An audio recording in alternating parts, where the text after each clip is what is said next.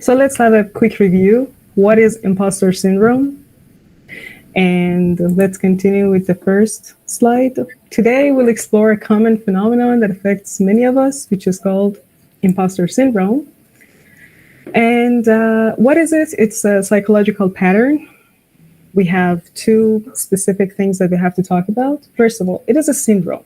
So it's a collection of things that I'm going to talk about. And as I said, feelings of inadequacy and evident success. It's like if you've achieved something and if you were known as a specific success, okay, and it's evident to you, it's evident to everybody else, you still have these feelings of inadequacy. And the feeling of inadequacy is not less than before. Maybe it's even more. And this feeling of inadequacy causes you to not really look at the success, okay? Not really think of your own success, okay? It's just because of that. It's a feeling of not truly deserving the success we've achieved. The third one, the origin. As I said, Pauline Clance and Susan Imes, found this out in 1970s. First identified this. Let's talk about the symptoms now. Self-doubt, undervaluing contributions, attributing success to external factors. Yeah. So when they're told that, okay, you've achieved this, they're like, okay, this wasn't me. I'm not good enough. Sabotaging self-success, setting unrealistic expectations, continuous fear of not living up to expectations, and burnout. Types of imposter syndrome. The first one, the perfectionist. The second one, superwoman, superman, superperson. What are these exactly? Superwoman, superman, superperson. A person who thinks that, for doing a task, they can take care of it in 10 hours, while that specific process needs way more time, okay? So it's like they want to stay in their office, they stay at their desk until it's finished, okay? And they don't accept that maybe they need more time, maybe a week, maybe 2 weeks, maybe a month, maybe years, if they want to be experts. But they want to be experts during that 5 hours of taking care of it. Natural genius, soloist, it comes from solo, doing things alone and not really telling others and not really wanting others to mention them, to know that they're doing something. They just want to be alone. And honestly, let's say we're living in the society and they have to act like it. We can't be alone all the time and be successful alone. And the last one is the expert. As I said, it's somehow related to the second one, superwoman, superman, superperson.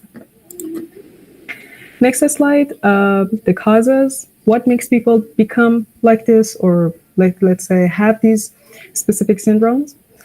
Societal pressure. Maybe it comes from some specific families, a type that wants their children to achieve the highest, to have the best grades possible.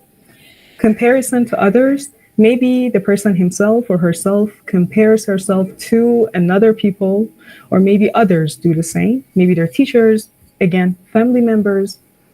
And the last one, fear of failure. Okay, that's it. When it comes to the impact, we know what it is, we know the definition, but what happens afterward? If a person is experiencing this syndrome, what happens? As I said, burnout, anxiety, decreased confidence, and missed opportunities. Yeah. And combating imposter syndrome. Do you have any questions regarding this part? Now we have to, look at how to help these people to solve their problems or something like that. So how people help themselves to solve their issue. But before, do you have any problems? Any questions? It was all. Nothing? Thank you. So now you know what imposter syndrome is in one single definition. Yeah, okay. I know it. Thank you. Have you ever experienced it yourself? Do you put yourself in any of the groups we talked about here?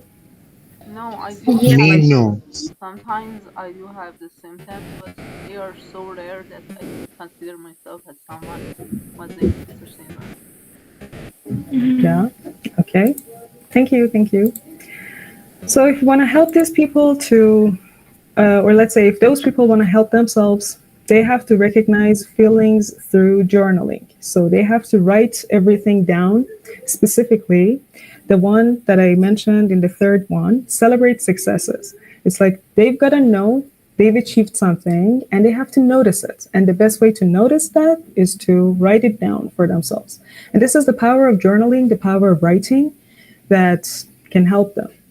And seek feedback from others specifically, and the effective one.